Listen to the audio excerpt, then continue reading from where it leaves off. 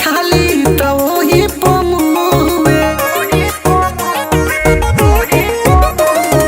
ओन पानी घर में के तनिको ना छुबे दिन रात खाली तो वही पमुए करता में जंग हम तो रहतानी तंग होते भोर मारे भाला तो सखी मिलल भतार मोर काला ओठ ललिए के खाला दिन भर में 4 बेर नहाला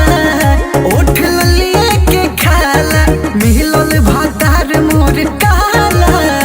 ओठ ललिए के खाला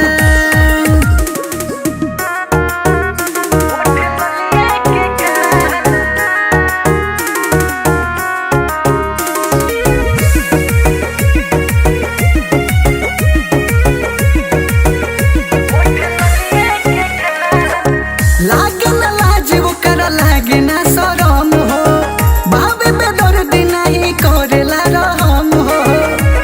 हरे सखी सुनो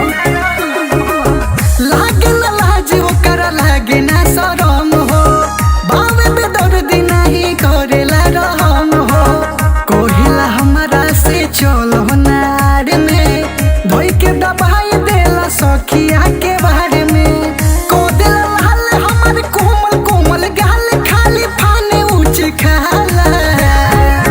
तो सखी मिलल भतार मोर काला ओठ ललिए के खाला दिन भर में 4 बेर नहाला ओठ ललिए के खाला